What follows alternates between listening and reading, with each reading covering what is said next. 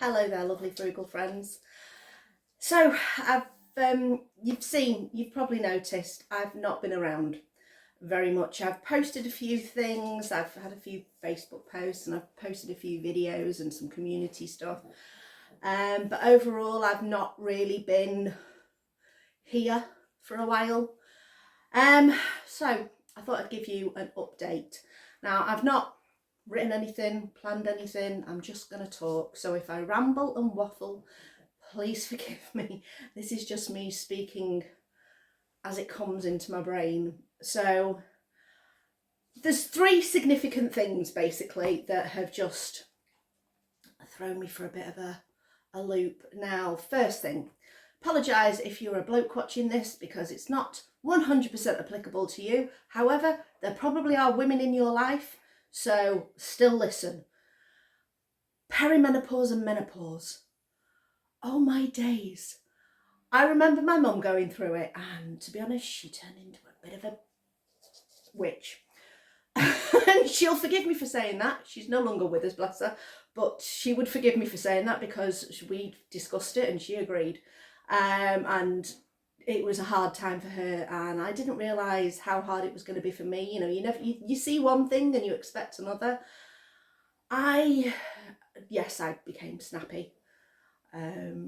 So I've been to the doctors, I've been put on HRT, I've been on that for a little while, and that has helped, but my brain fog is still there. You've noticed it on videos if you've watched me, you know what I'm thinking, and I can't think of a word, and that word's just not there, or simple maths has completely baffled me, and I just can't get my brain around certain things, and my memory's not what it once was. I used to be able to remember everything.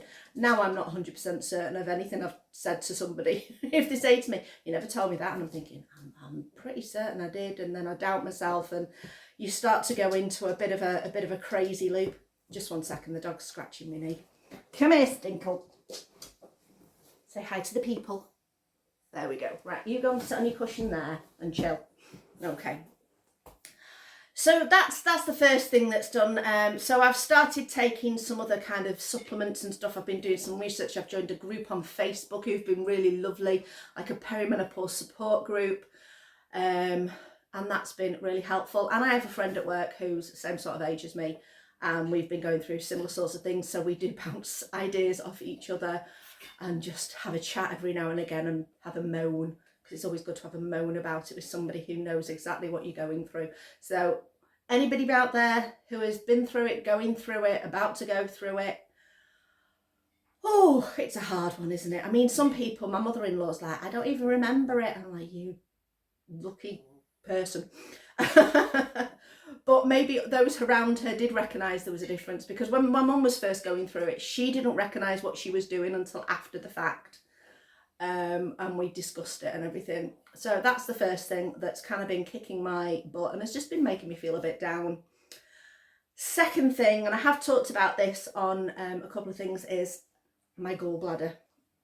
Oh my days, that started last August, and I am super grateful to the NHS because they dealt with it really pretty quickly, considering that my symptoms only started then, and I went to the doctors only a few weeks after the first few occasions, and I got scans, I had a meeting with a surgeon, and then we got the surgery booked in. But the gallbladder instances, if you've ever had it, you know what I'm talking about. It is the worst pain I have ever felt, and I think I have quite a high pain tolerance, and I can deal with quite a lot of stuff, but that, oh my days, it was painful. But I've been for my gallbladder surgery. That was now, what are we thinking now? I think it's 7 weeks ago. But again, that kind of threw me for a bit of a loop, because I've never had surgery in my life. I've never been in hospital for anything, really. And I was really nervous, not about the actual surgery, just about the idea of anaesthetic. Being put to sleep just did not sound great. One of my sister-in-laws says she loves it. She likes it as a rest, but I'm just not. No, I can't. No, it was not not what I wanted. And then I had to do 2 weeks off work. And, you know, you think to yourself, oh, great, 2 weeks off. And I couldn't walk the dogs. I wasn't able to walk the dogs on my own for 6 weeks because just in case the big, I'll explain why we've got a big dog again. Why, you know, if it was just a little one, it wouldn't have been too bad, but it's 2 dogs walking. And it really threw me for a loop. And then on top of that, now this is the hardest bit, so if I get emotional, forgive me. So I have lost my sister. She was my best friend. And she'd been ill for about the past 5 years. She got the disease of 2020 and it absolutely messed up her lungs. And she'd been coping on reduced oxygen for ages and, excuse me, getting out the hanky, about,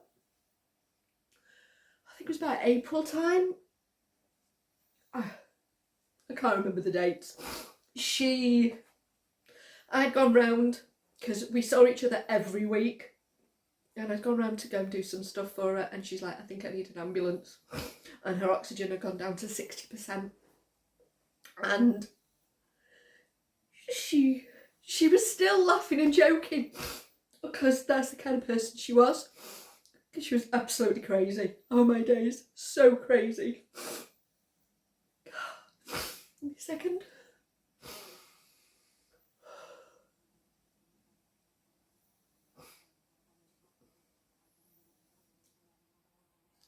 Anyway, so the ambulance people turned up and even they couldn't believe how much she was talking. They're like, when somebody's on 60% oxygen, they're normally blue, they can barely talk.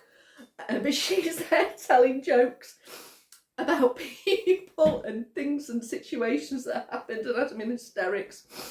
And she was in hospital for about 2.5 weeks, I think it was, roughly. Like I say, it all kind of blurred into one. And unfortunately, it just never got better. And it's been really hard. I didn't realise how hard it was going to be. She was an amazing person. Like I say, she was the funniest person you could ever meet. She was dry sense of humour was amazing. But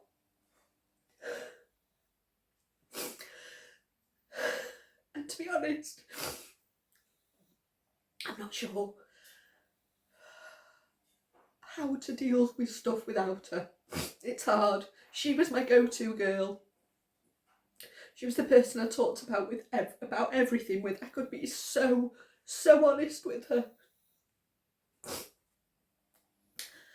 So that's basically why I've not really been around so much, because I've just not had the oomph, the drive, the motivation. I haven't at the moment got my mug of motivation. I thought it was quite appropriate to try and use that. So it's just been a really difficult time, and